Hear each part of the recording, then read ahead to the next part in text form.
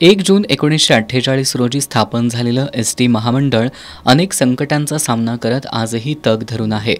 या एस.टी. महामंडळाच्या बसमधून दररोज 50 लाखाहून अधिक प्रवासी महाराष्ट्र राज्यातून प्रवास करतायत। चांगल्या बस अभावी प्रवासी संख्येत घट होऊ लागल्यानं शासनानं नवीन बसेस उपलब्ध करून देण्याबरोबरच प्रवाशांसाठी विविध सवलत योजना जाहीर केल्या। यात ज्येष्ठ नागरिक आणि महिला सन्मान योजनांचा समावेश आहे। ज्येष्ठ नागरिक, दिव्यांग, शालेय विद्यार्थी, पत्रकार, महिला अशा घटकांना प्रवासी सेवेमध्ये 33 ते 100% सवलत शासनामार्फत दिली जाते। 17 मार्च 2023 पासून शासनानं महिला सन्मान योजना सुरू केली आहे। त्यानंतर अन्य घटकांबरोबरच महिला प्रवाशांचा ओढाही एस.टी. बसकडे वाढलाय।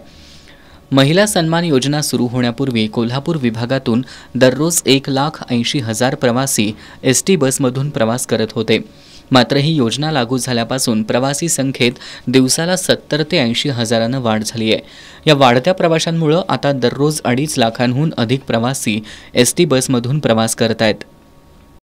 मागच्या वर्षी 17 मार्च 2023ला महिला सन्मान योजना आपल्याकडे आली आणि त्याच्यानंतर जवळपास आपल्याकडे साधारण 70 ते 80 हजारांनी आपला प्रवासी दिवसाचा वाढलेला आहे। म्हणजे यापूर्वी आपण 1,80,000पर्यंत प्रवाशांची वाहतूक करत होतो, ती जवळपास 2.5 लाखापर्यंत गेलेली आहे। तर नक्कीच आपल्याला खूप चांगला प्रतिसाद त्याच्यामध्ये लाभलेला आहे आणि महाराष्ट्रामध्ये सर्वात प्रवासी संख्या जास्त असणारं आहे आपलं कोल्हापूर विभाग आहे आणि त्याच्यामध्ये नाव आहे।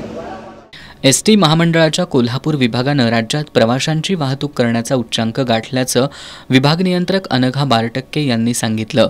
प्रवाशांकडून चांगला प्रतिसाद मिळत असून इथून पुढेही नियमितपणानं प्रवाशांना चांगल्या सेवा सुविधा पुरवल्या जातील असं त्यांनी सांगितलं।